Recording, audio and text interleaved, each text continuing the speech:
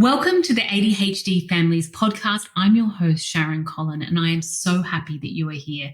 Today, we have a truly special episode. It is a heart-wrenching one that is so important, the message behind it. I am interviewing Tony and Cassi, who are the founders of Anthony's Way, The Road to Kindness.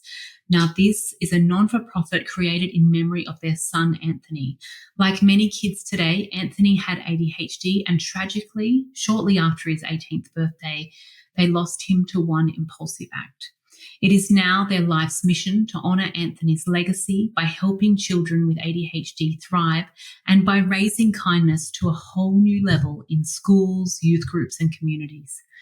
Anthony's Way is the only non-for-profit to develop a hands-on, seamless and comprehensive care model, and their transformative model brings together a coalition of care experts tailored to the unique needs of kids and teens with ADHD. So think ADHD coaches, educational advocates, tutors, nutritionists, health and fitness professionals, social skills trainers, and academic advisors.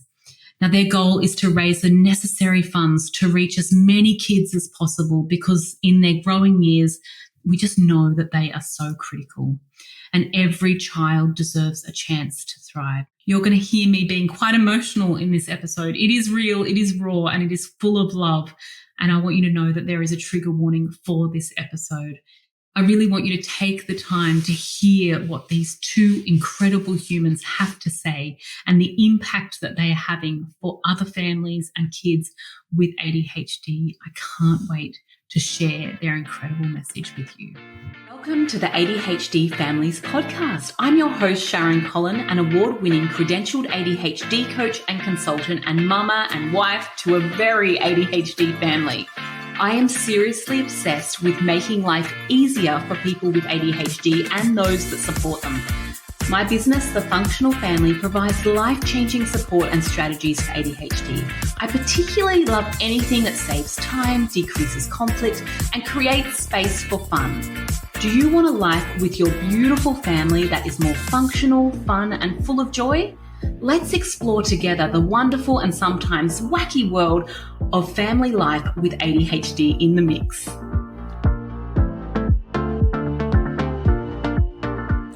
Welcome, Tony and Cassi, to the ADHD Families podcast. I am so excited that you are here. Welcome. We are too. Thank you for having us. Yes. I cannot wait for our beautiful listeners to hear your stories because you are such beautiful humans making a really fantastic impact on the world of ADHD. And I'm really excited for them to hear a little bit about what you guys are doing at the moment. Now, before we get into my questions, and I have a few that I really want to get through because I know it's a really important message, can you share your story behind Anthony's Road to Kindness and what inspired its creation? Yeah, our wonderful son, Anthony, that we created it because of him. And at the age of 18, we lost him with one impulsive act. He had ADHD. And we were able to help him, sharing through all of his challenges, got to the highlight of his life, ready to go to college, and just one impulsive act, and he was gone. And saddest day for us and for our family. And what we decided to do was, took us some time, but what we decided to do was to really make it beneficial because there's not enough of a roadmap out there for families to follow today. And we didn't know what to do 20 some years ago when this started. And I'm not a reader, so I don't like to read. But Casey loves to read. I'm his reader. She's the reader. But the point is that we wanted to make it real life skills. And the beauty of it is it's hands-on. And so we created Anthony's Way, The Road to Kindness, because, the fondest characteristic that we know and we remember of Anthony is how he loved life and he loved people. And that the beautiful part is, he just wanted to help and save people and make their lives better. Yeah. And when he passed, the biggest challenge for us was we had hundreds of kids come to his viewing. And we were worried about us, but we had to console them because they shared stories about how he helped them, what he did, how his smile brightened their day, how, he just would work with them in art class. He'd sit by them if they needed help, and because he loved art, and just anything that he could do to make them better and feel better about themselves. And that's the way he lived. And, he became a little social director of his friends, got his little network of friends, and he was the one that everybody looked at, and he coordinated every event. But it really starts from the beginning, because you have to know how we got there. I mean, we want his life to be remembered as he lived. And that's what we want to share with people, and give them the power, because this ADHD, can be a real strength. And for him, it was a real strength. He found his passions, and we'll go into more on that. But I want Casey to share about how he was when he was a little kid, because that's how it all starts. I mean, we're blessed. We were blessed to have him, and we miss him every day. So, let's just give a little story about how he was. Well, he was, from the moment he was born, he was a joy. He was full of energy. He was happy. He laughed a lot. He was very kind. He was artistic. He was, you name it, he was it. But early in his school career, things got tough for him, because he did have learning disabilities. When he was in kindergarten or preschool and kindergarten, they said, it's okay. He's a boy. He'll catch up, and we got to first grade. Oh, he's a boy. He'll catch up. And first grade was a nightmare. And then second grade, his second grade teacher, fortunately for us, had a child who was ADHD. And so she kind of knew the signs, and he had already started getting angry and frustrated, and his self-esteem had already started going down because of the negativity that he felt toward himself, and the negativity that he was getting from his peers and other people. So she called us into her room one day, and she said, I need for you guys to come in. I've got to talk to you about something.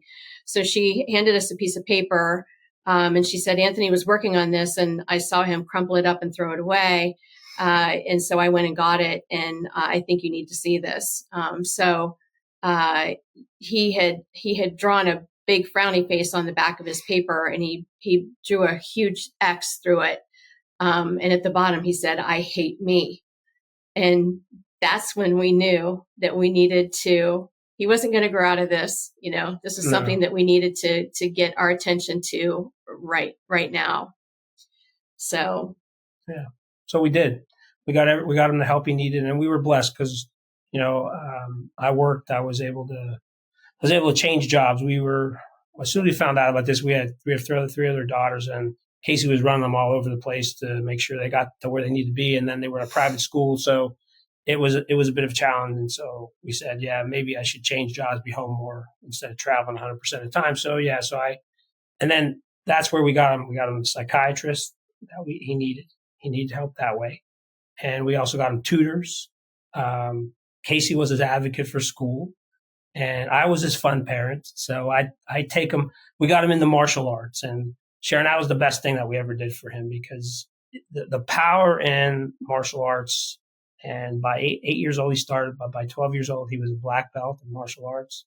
He just embraced it and excelled. And we share that because it's a confidence building thing that these wonderful kids need. And we were able to give that to Anthony.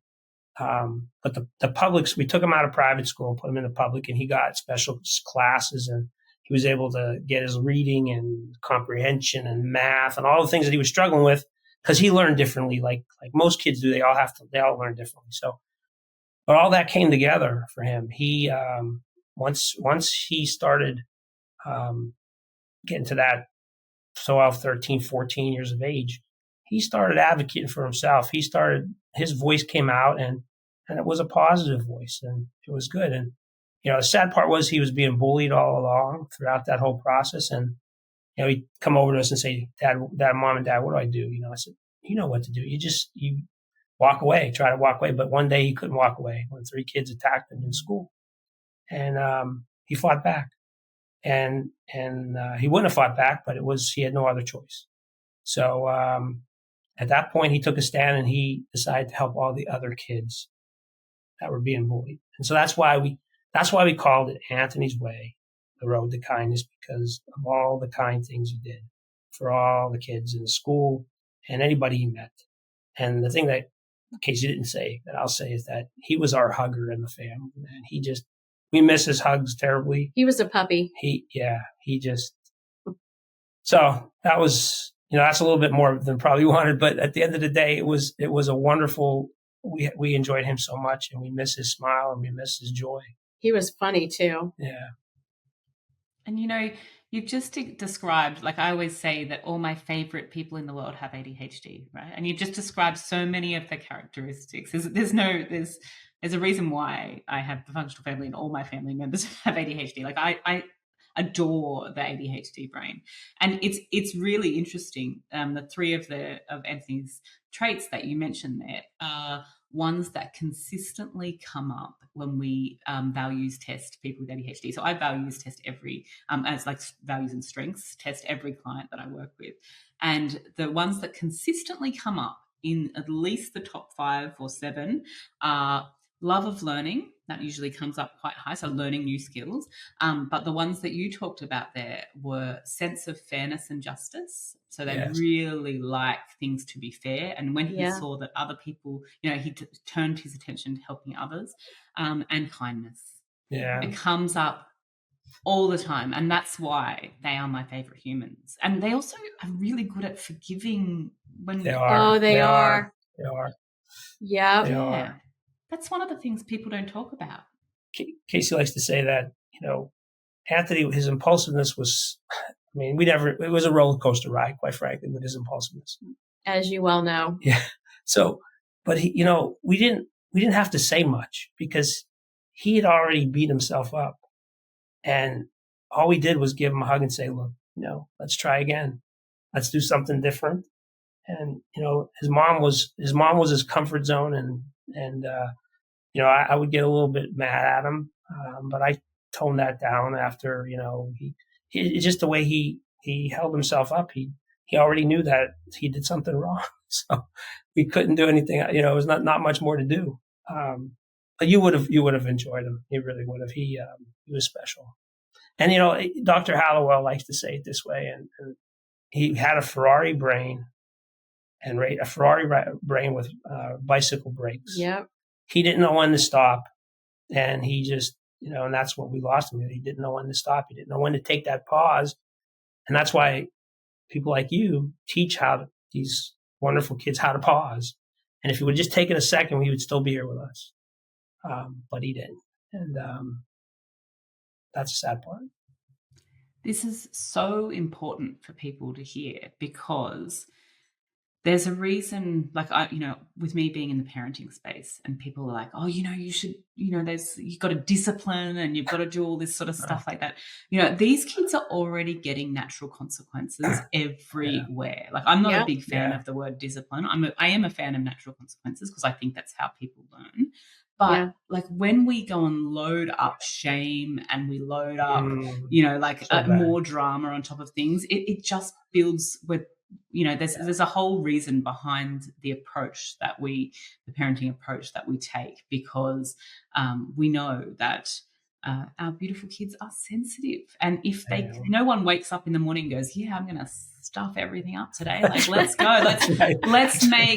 Let's make it really hard for the teachers, and let's make it really hard for mum and dad. And like no one wakes up in the morning. I'm going to mess everything up today, no matter. Let's go. No. Yeah. So there is a link that we are missing in this, because we need to adjust our stance and change our approach for these beautiful humans. Okay, so let's talk about your foundation. Anthony's Road to Kindness aims to empower children and teenagers with ADHD. Mm-hmm. Can you elaborate on how you guys do this? How do you achieve this mission? Well, what we did is we really took some time here we looked at what everybody else was doing in this space. And in my background, I built a lot of businesses and sold a lot of businesses, but I knew that we needed to be different. So I said, in order for us to be different, we need to create a coalition of the top experts that are out there. And we thought about what would we want, as a parent, just coming into the ADHD field, like what would we want? So we designed it around that as well. Yeah. And so we said, okay, obviously we didn't know what coaches were back 20 some years ago. and that's when I called David Guywork up, who's become a great friend of ours. And he's on our advisory board, just like Dr. Ned Hallowell. And he said, look at Tony, you're looking at this the right way because we know all these things work together. So we need an ADHD coach. We also need educational advocates because the school systems, and I'm not sure how Australia is, but here and even North Carolina, it's a challenge for these kids.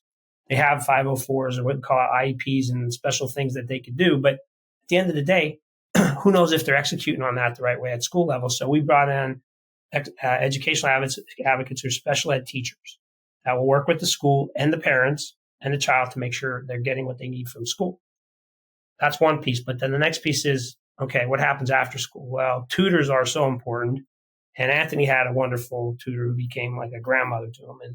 And so we brought on a group of retired teachers, and they have skills to work with children and kids and teenagers that have ADHD. So they're math and specifically math and English, comprehension, reading, and that stuff. So that group is also very powerful. And a lot of stuff is all virtual. So, because a lot of these people are in Pennsylvania or spread out different parts of the country. So then the other thing is we knew that Anthony, when he was on his stimulants and on his medicine, at the end of the day, he wouldn't eat during lunch, right? No, he didn't eat at school. So he'd come home and he'd say, Mom, what's to eat? And he'd raid the refrigerator. So we needed a nutritionist to help. And so we didn't have one, but we needed one. We needed one, but we found one here in North Carolina that she's awesome. She understands kids. She works with kids and football players that have ADHD and teenagers. And she knows how to control the gut, brain, and all that good stuff that goes with it and what they should eat, how to nourish their body the right way. And she's just excellent. So we brought her on our team. And then my background, I was an executive, but I'm also personal trainer, master trainer, and strength trainer, and a black belt in martial arts. So, and I believe that we've got to give these kids the opportunity to do extracurricular activities, which families today can't afford. I got I want to play soccer or lacrosse or whatever it might be, or I want to go to dance class. So we said we want to give them that opportunity because today the cost of this stuff is really significant. So we put an extracurricular activity piece to this that will get them into those, depending on what we want to ask them questions like, what do they like to do? But if they haven't had a chance to try something, well, let's give them a chance to try it, right? Mm-hmm. And then the beauty of this is then when they hit 13, it's a special age. And we said, we need to give them some social skills training, and how to deal with social media is just brutal. And, a lot of kids are into gaming and they have digital addiction and all this other stuff going on. So we talked to Dale Carnegie Training Institute, and they are specialized in social skills, how to win friends and influence people group. And it's just the right thing. And the beauty of that is that the person we met with, he has ADHD and he understands. He has 3 daughters and they all have ADHD too. So he said, Tony said, I love this. This is what we need to do. And he's already been consulting and working with some of the kids already. So, and then the last piece is academic advisory. We have the SATs and the skill tests to get in colleges and stuff that you need to take. When Anthony looked at those, he came to his mom and he said, I'm never going to go to college. This is ridiculous. And we said, okay, so we got him help and he was able to get through all of those.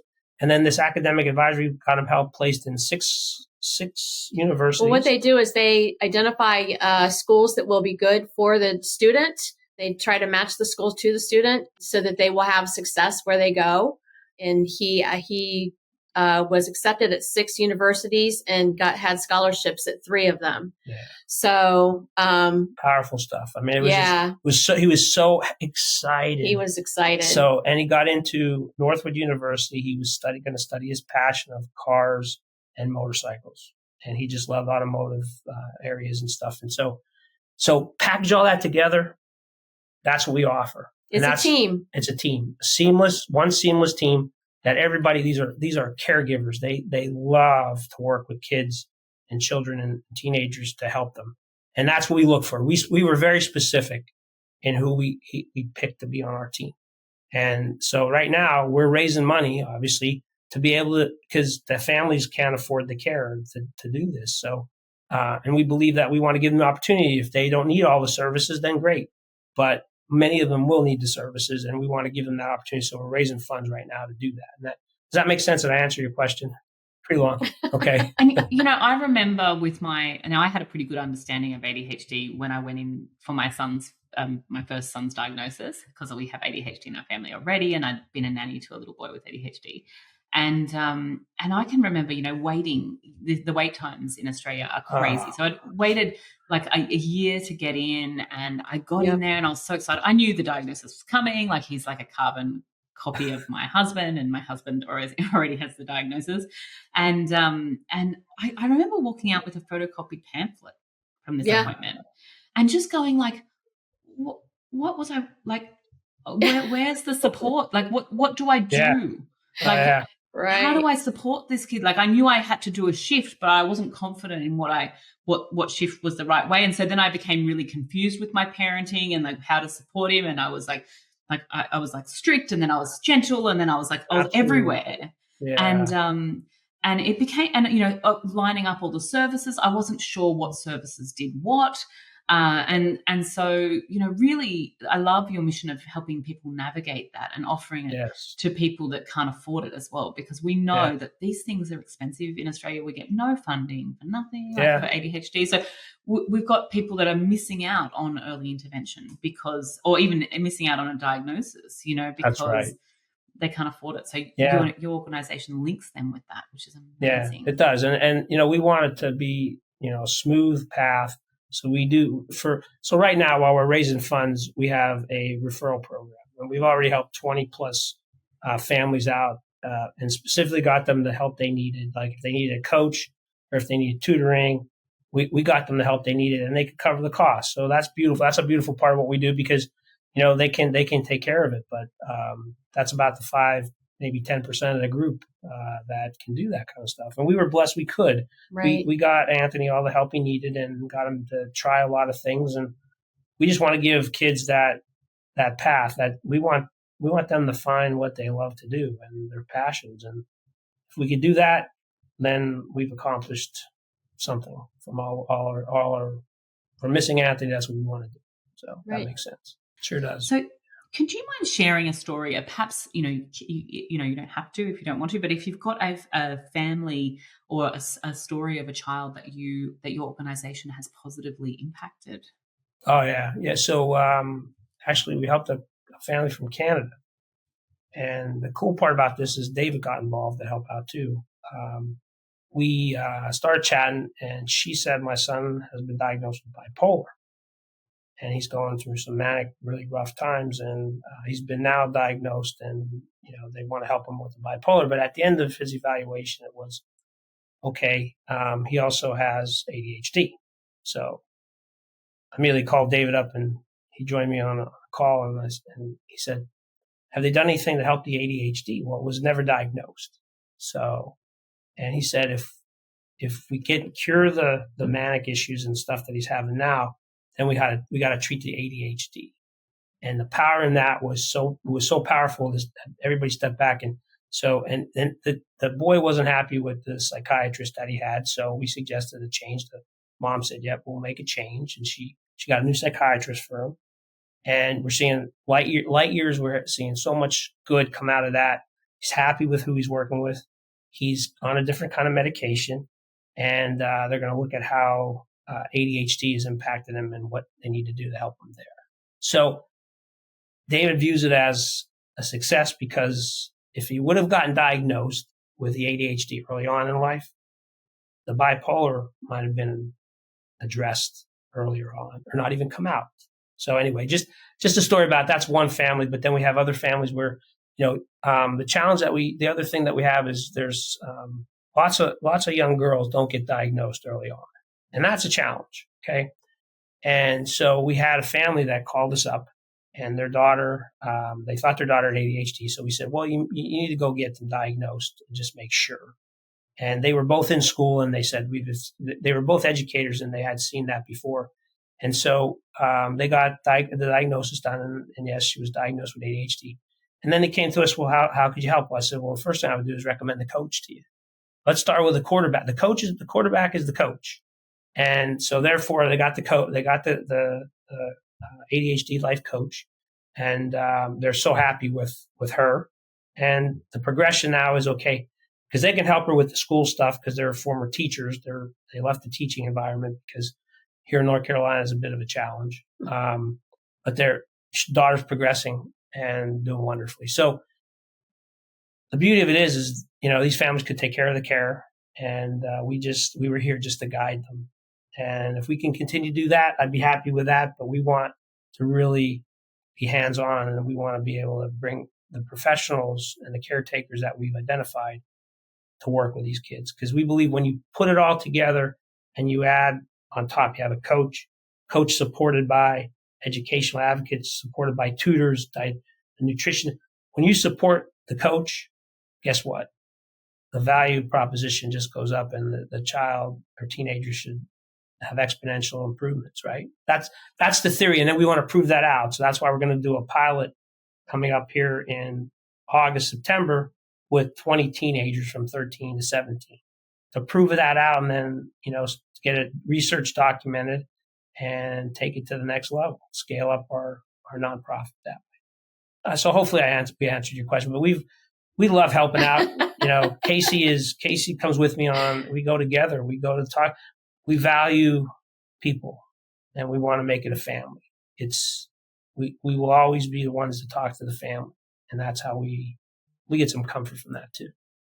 Just so beautiful. And I do want to highlight here to the listeners that when you're referring to David, like I just in case people David is David Gewerk, he's the founder of the ADHD Coach Academy, which is where I trained. And so when you're looking for an ADHD coach, please make sure it is a credentialed coach. Like from ADCA, there's like 3 schools in the world.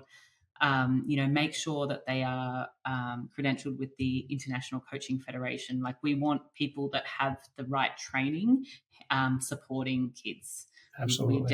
We definitely want to have that training, and David is the absolute master at it. And the passion that he shows, and how he's gone to set up this network and train all these beautiful people so they can go out and have impact for the world. Yeah. Having the right ADHD coach in your corner, the right credentialed ADHD coach in your corner is life-changing.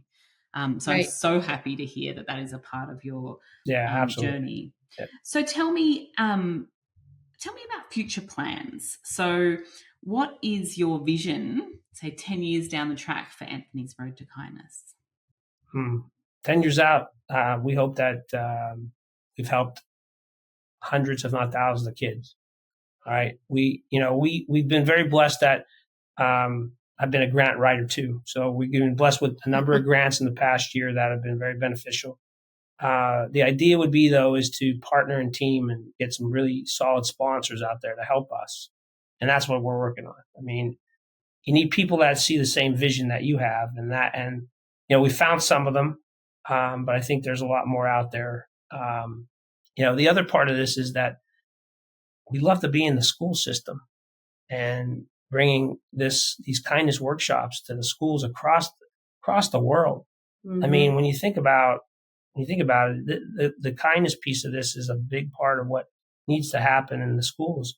More and more kids are being bullied, and social media has its way about it too. And we really want that. I don't know if we'll never stop all of it, obviously, because that would be something that'll happen all the time. But as part of all that, it also changes and influences the parents. So if we can change the parents' view of this thing too, we've gone a long way. So it's making a legacy for Anthony, and I don't know where we'll end up at.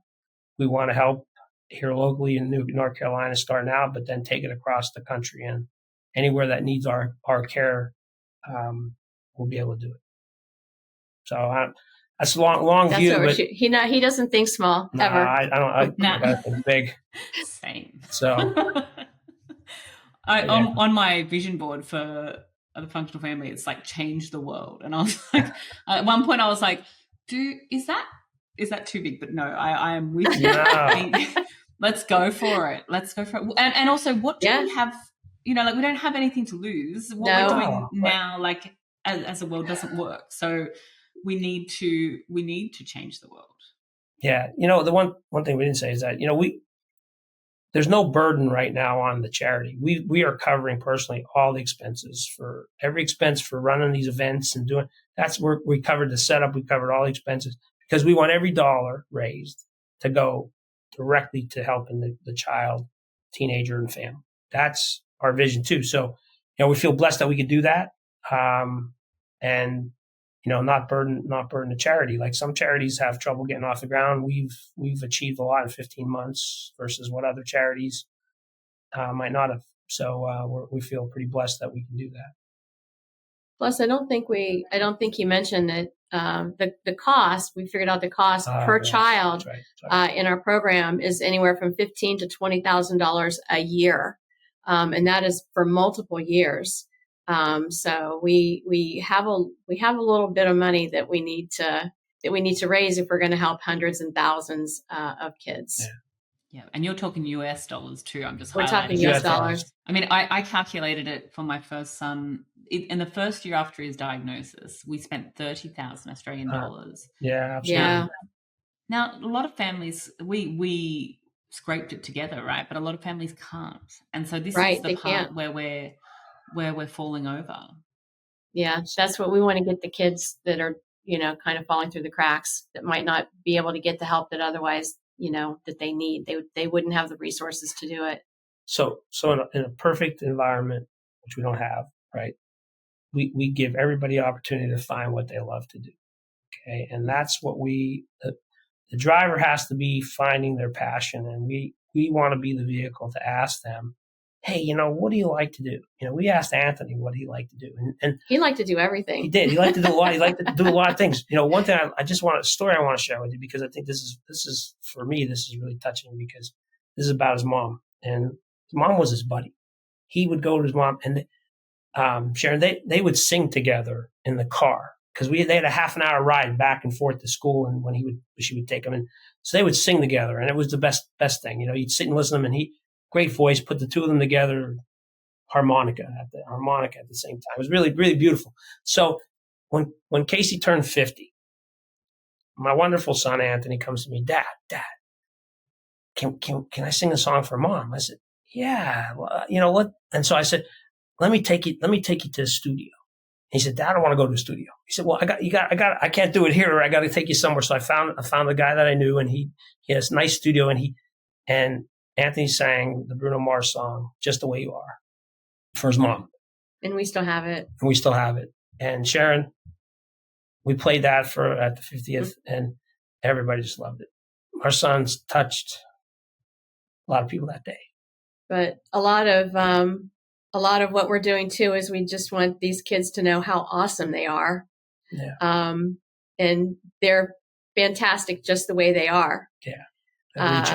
And if you have, you're going to have hardships, but don't get sad about it. There's always help. You just need to reach out and ask for it, and don't be afraid to ask for it, because it's there for you. So, yeah. And we have a motto that we live by in our family, and it goes like this: today is the best day of your life, and tomorrow will be even better.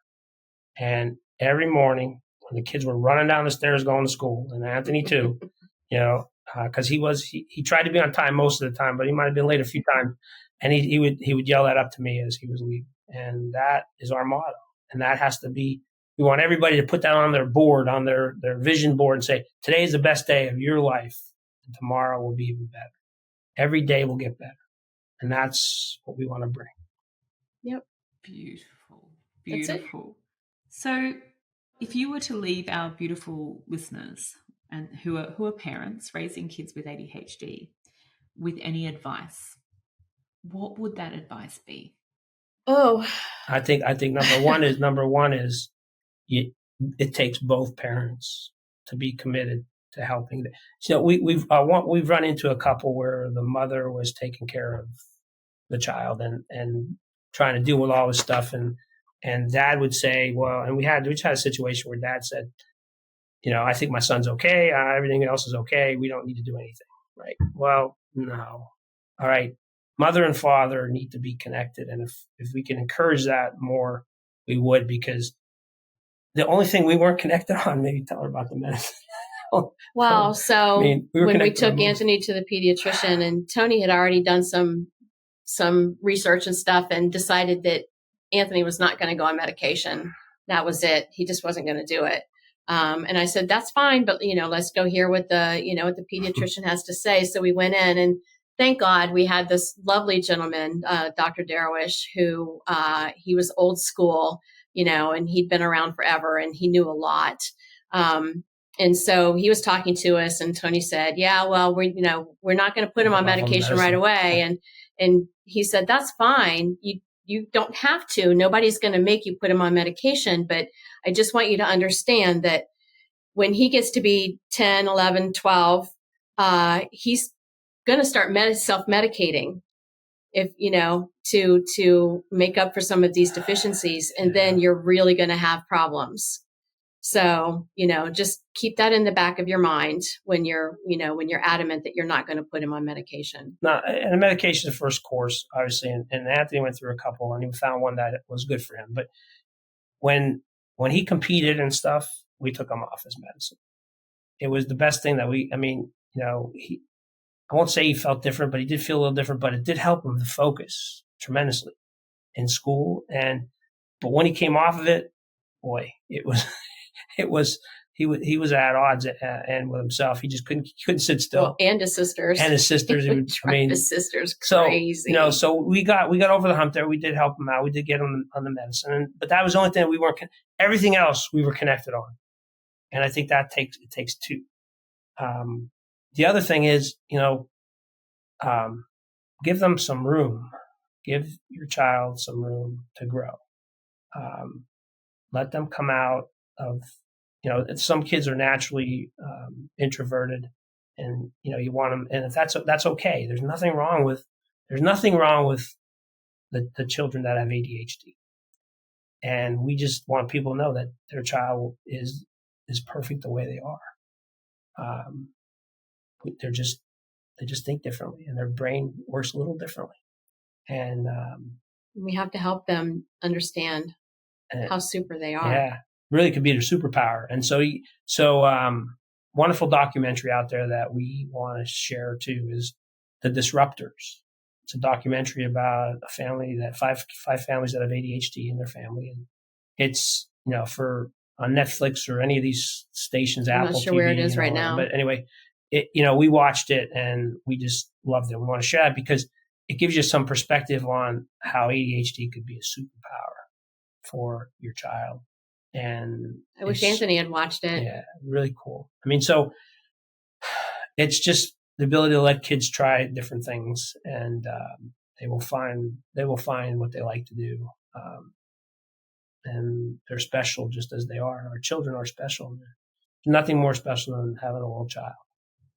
I love your message is of kindness and acceptance. And, I really want to encourage parents to be kind to themselves too, because, the negative feedback, that we get, it's all, I often say it's like death by 1,000 cuts, like just lots of little bits of negative feedback can erode our confidence and erode, how our family lives and things, and how we feel about our situation. And so I just love that your whole Anthony's way is just surrounding people with that kindness and acceptance, but also resources for them to be able to thrive with ADHD, because everyone deserves a seat at the table of life, right? Like everyone. Right. It's okay to be different. Look at how many incredible ADHD brains there are that do amazing things. We all deserve a seat at the table. And I'm just so incredibly, proud of you guys for turning this into something, turning what is a heartbreaking, event into something truly amazing that is going to impact so many lives. So thank you so much for being on the podcast today. Thank you for having us. We value you tremendously, and all the folks over there. God bless you for what you do to help everybody. Thank you. Thank you for listening to this episode of the ADHD Families Podcast. If you loved it, please share it on your socials. I want this to start a conversation about ADHD. If you want to make this mum do a little happy dance, please leave a review on iTunes. If you would like to know more about what we do, check out thefunctionalfamily.com. I truly hope that you enjoyed this podcast and you use it to create a wonderful, effective, joyful life with your beautiful children.